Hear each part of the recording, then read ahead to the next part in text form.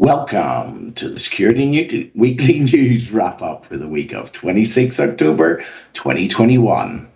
Google Chrome 0 days, 5-figure ransoms. I know. I keep that kind of money available for cigars and whiskey.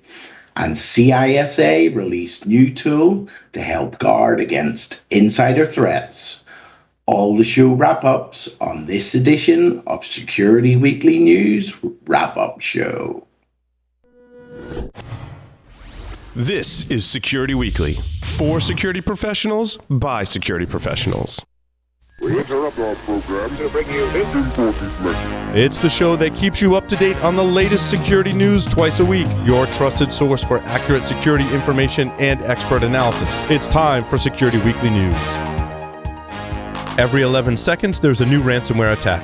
Oil pipelines, universities, corporations, all paying millions of dollars. Barracuda says, don't pay the ransom. Before a ransomware attack occurs, train your teams to recognize an attack and use anti-phishing technology. Protect your applications, and they can't get onto your network. Simple backup and restore solutions quickly recover your data without paying the ransom.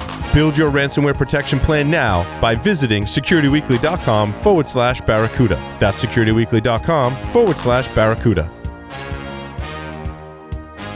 I'm Aaran Leyland from Restricted Access Limited. Doug is flying high today.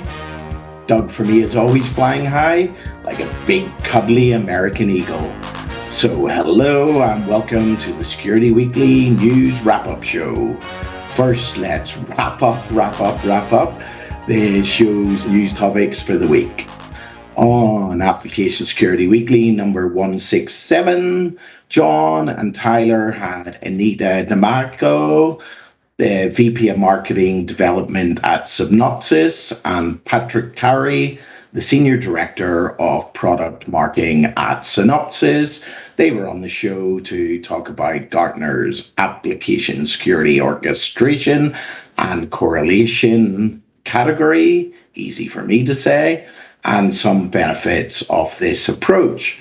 So the description from the show's wiki: in its 2019 Hype Cycle for Application Security report, Gartner revealed a new high-priority category called Application Security Orchestration and Correlation, ASOC, or probably pronounced by some as ASOC, if that doesn't already mean something else. But anyway, ASOC or ASOC delivers three primary benefits of AppSec process with organizations: efficiency, scalability, and accountability. I know in America, you use all like and ability, and you like to stick it on the end of every word. We go on.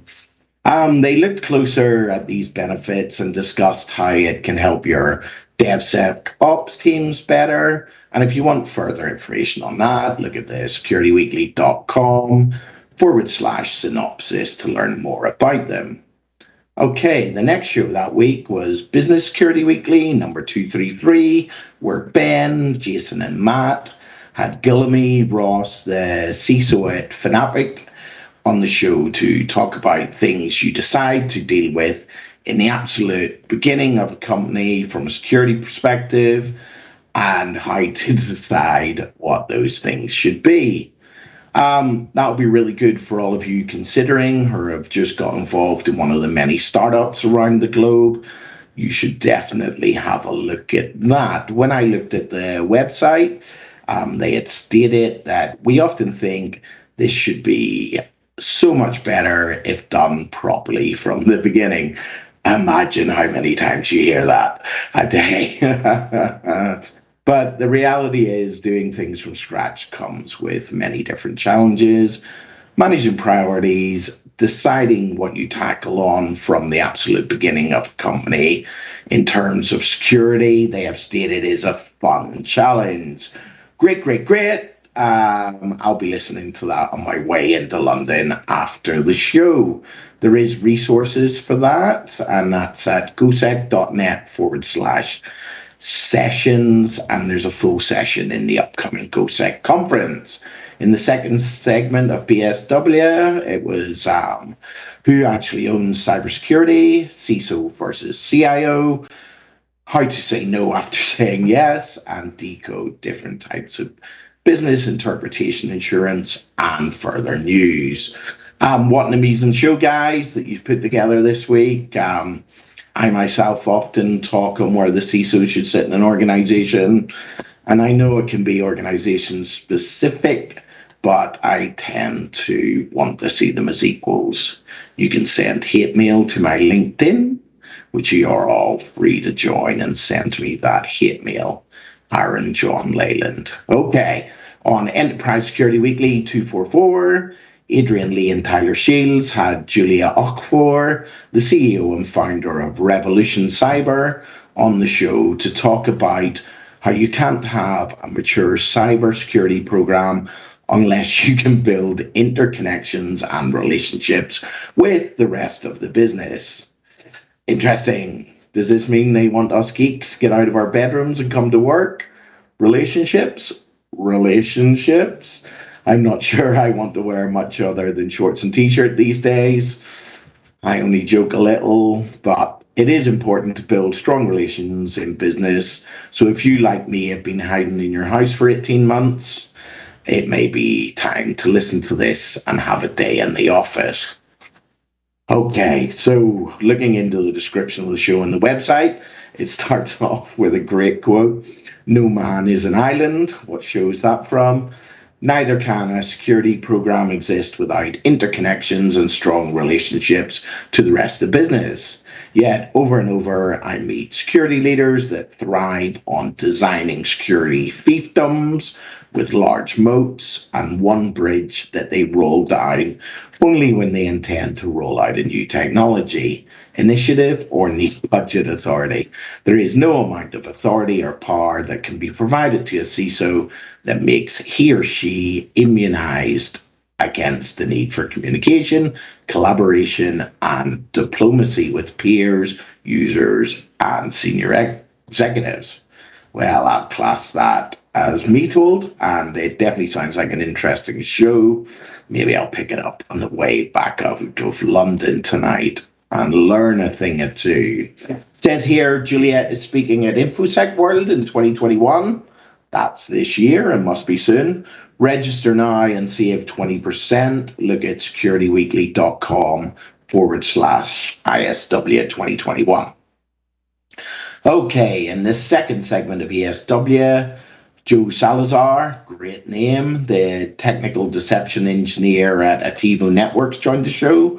Joseph was on the talk show to talk about IDR. I will tell you what that is in a minute, I believe, which is a kind of new security category which deals with protecting credentials, privileges, cloud entitlements, and systems that manage them. Okay, let's see. Description from the show website. And because I try to live an abbreviation-free lifestyle, and I urge you all to also, IDR stands for Identity Detection and Response. So this is a new security category. Everything's new this week. It's so exciting. It's a new security category that focuses on protecting credentials, privileges, cloud entitlements. I'm sure I've said this already.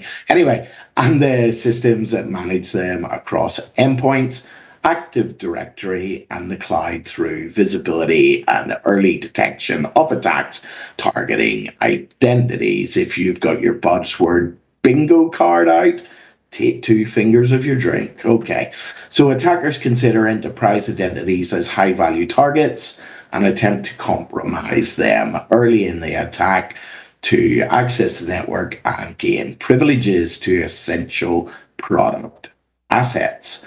Currently, identity security focuses on safeguarding privileged credentials in PAM solutions and or securing the authentication process with MFA and IAM. multi-factor authentication, identity and access management, PAM, something access management, privileged access management, probably. Okay, guys. But these measures leave gaps that attackers can exploit. While current security solutions like endpoint detection and response, EDR, and extended detection and response, XDR, network detection and response, NDR. I really feel sorry for the grads getting into our world at the minute with all the abbreviations that they have to understand. Okay, so apparently others provide specific functions for defending the network. They do not focus on identities. EDR focuses on preventing the initial compromise, while XDR and NDR try to detect attacks. I'm just reading that twice. Normally it doesn't say try. It just says detects attacks. But anyway, as they expand from the beachhead, attacks targeting enterprise identities can evade detection from security controls, but IDR, back where we started, solutions can bridge these detection gaps to identify such attacks. Okay, I'm sure I've fallen foul of it already, but the only thing I like less than abbreviations is when people try to say abbreviations as a word. This is not cool and inclusive InfoSec people, at least in my book. We move on.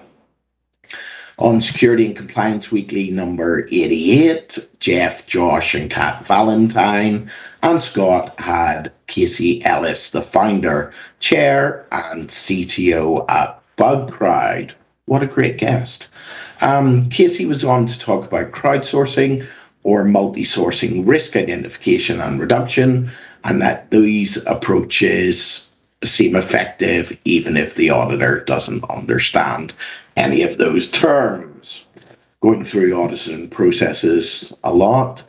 Auditor-friendly words are normally very helpful, but so the description of the show here online was crowdsourcing and multi-sourcing focus on risk identification and reduction, and they seem to be effective, but my auditor doesn't understand what it is yet.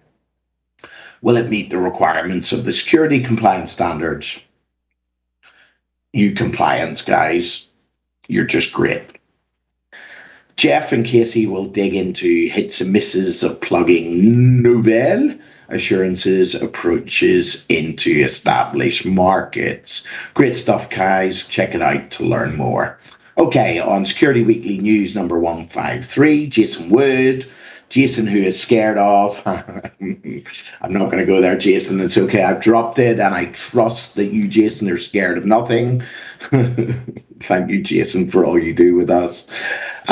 Jason talked about GiantPay and their data breach of late, and how a bunch of salary payments were late due to the timing of the notifications. I guess if you've read, what is it, Phoenix Project, they have a great issue with salary payments, and it's also a great foundational book for getting into DevOps. Okay, Dr. Doug was also on the show, giving this week's news commentary like only he can, and with the credibility of a cyber professor and all-round great guy. And he will be back next week on Tuesday to pick up the mantle for your Security Weekly news. Okay, on Paul's Security Weekly number 712 last night, I got to tell you, this is the show that got me into cyber. Obviously not last night. I've been in it a little bit longer than that. But Paul's Security Weekly literally got me into as a sole discipline. And I thank Paul for that, firstly, for what he has done for me in my cyber career. And secondly, what he does for the community, especially way back when, to them days when it all happened in his basement. And it was just him, the big geek that he is. Paul sent cigars to London. I'm down to my last 6 boxes. Okay, so first up on PSW was Mihul Revanakaha, the VP of Product Management and Engineering at Qualys. Another great guest. Mihul hang on, I broke my teleprompter. Okay. Was on the talk about how, in order to effectively defend themselves from ransomware attacks, you need to detect them early. I would say so. Be able to gather intelligence to understand the attack and prevent attacks from reoccurring. They talked about ransomware trends, defensive approaches, and so on.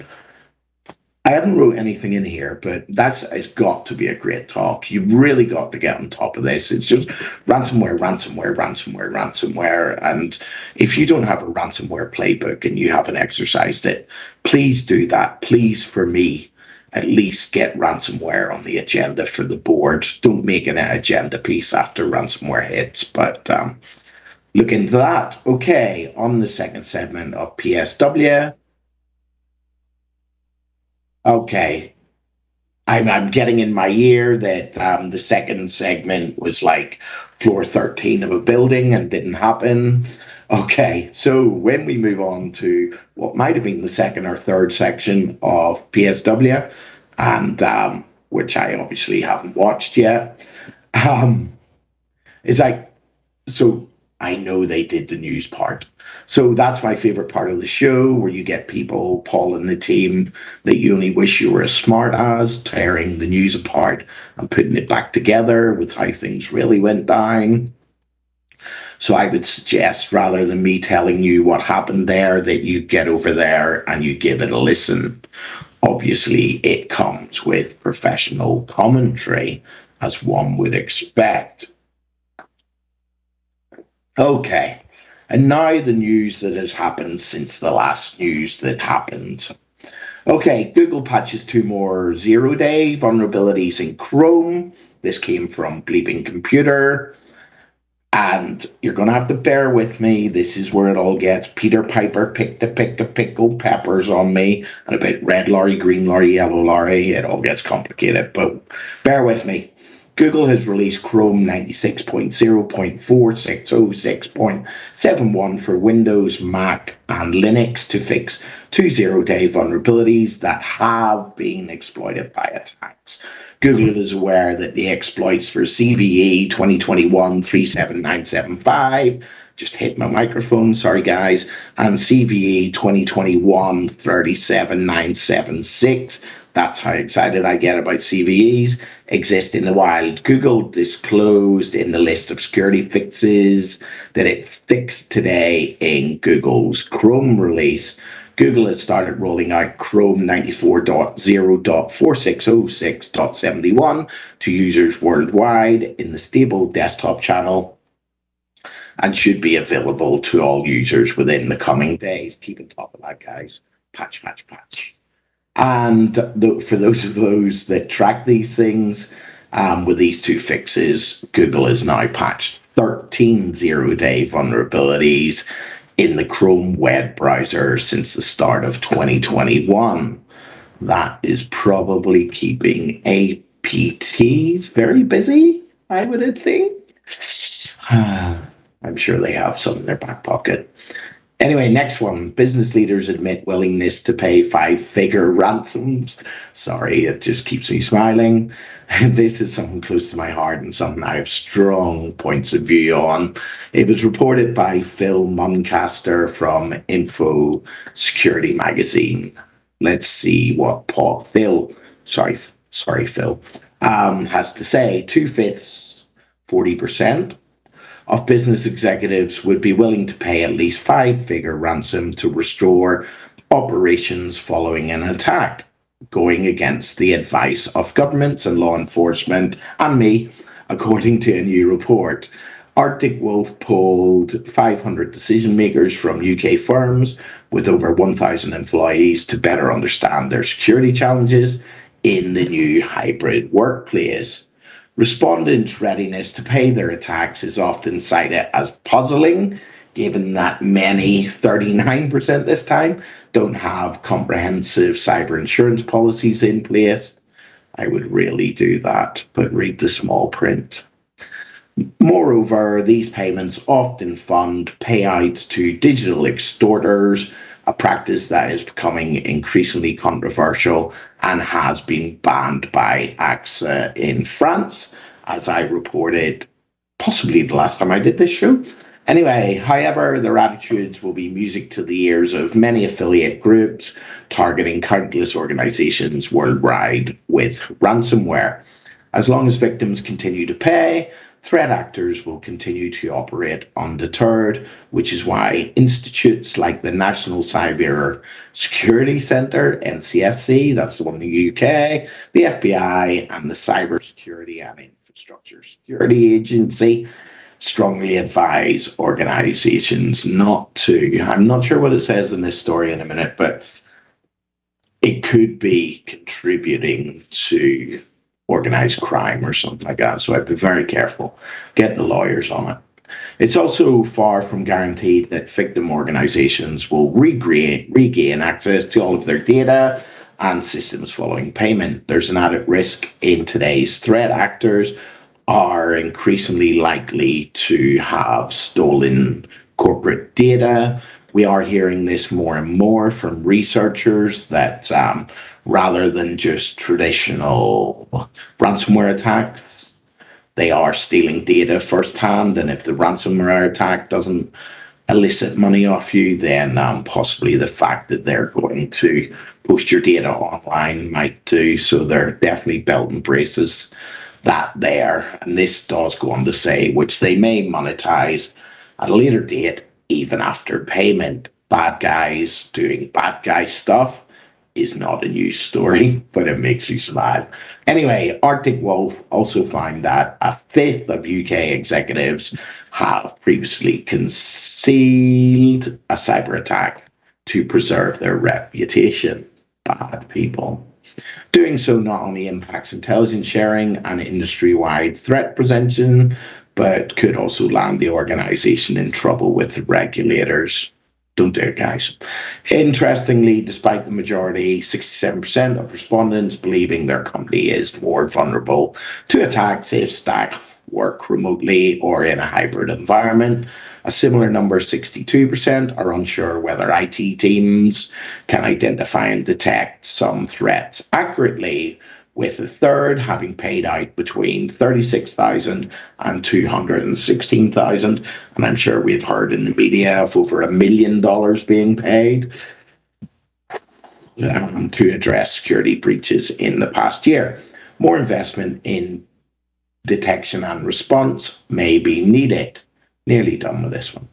The constant reports of successful ransomware attacks and growing cyber threats from foreign adversaries over the past year have left executives feeling ill-prepared to protect their businesses against sophisticated attacks, and that belief has only been compounded by the operational challenges of running a business in a hybrid work environment, argued Ian McShane, not the guy of the telly, field CTO at Arctic Wolf. I'm very pro-hybrid working, and it shouldn't be used as an excuse for anything. If you're using hybrid working as an excuse for something, you're not doing your job properly, in my humble opinion. Okay, the best way for organizations to break out of this cycle of fear and uncertainty is to recognize that they don't have a tools problem, but an operational one, and that embracing security operations will allow them to address and rapidly evolve threat landscape with ease and simplicity. Okay, and finally, I'm really sorry I don't have an amusing story for you all this week, but possibly I will help you improve your cybersecurity posture and maturity, which is possibly why I'm here. So my final story is CISA, as I read the name out earlier, releases new tool to help organizations guard against insider threats. This comes off the CISA website and was posted from Washington. I will remind you, because I'm not a bad person, the Cybersecurity and Infrastructure Security Agency released an insider risk mitigation self-assessment tool today, which assists public and private sector organizations in assessing their vulnerability to an insider threat, which I guess we're often told is the biggest attack surface in an organization, the insider threat. So we definitely should be looking there anyway. But by answering a series of questions, users receive feedback they can use to gauge their risk posture. Probably if you've sacked a really bad system admin, that might be a bit of a risk posture. Anyway, the tool will also help users further understand the nature of insider threats and take steps to create their own prevention and mitigation programs. While security efforts often focus on external threats, often the big threat can be found inside the organization, said CISA Executive Assistant Director for Infrastructure Security, David Mussington. CISA urges all our partners, especially small and medium businesses who may have limited resources, to use this tool to develop a plan to guard against insider attacks. Taking some small steps today can make a difference in preventing or mitigating the consequences of an insider threat in the future. Maybe a good mitigating plan would be nice to your employees, but anyway, insider threats can pose serious risk to any organization because of the institutional knowledge and trust placed in the hands of the perpetrator. Look at Edward Snowden and the other one that I couldn't really remember half his name. Anyway, insider threats can come from your current or former employees, contractors, or others with inside knowledge, just about everyone, I guess. And the consequences can include compromised sensitive information, damaged organizational reputation, lost revenue, stolen intellectual property, reduced market share, and even harmful physical harm to people. So just about everything that's bad in cyber is involved there. So have a look at CISA. They have a number of tools, training, and information on arrays of threats public and private sector organizations face, including insider threats. There's a whole breadth of information there. Very good organization. Information on these resources can be found at CISA.gov. So that's easy to find. And that is the wrap up for the week of 26 October 2021. It's 26 September 2021. Anyway, thanks for joining us. Thanks to everybody from Security Weekly. They allow me to have the best job in cyber, and thanks to Dr. Doug for soaring like an eagle and giving me another chance to pass on valuable cyber information to you good people. Thank you, and Seaweed is leaving the building, or the business, whatever. Thank you, and thank you, and thank you.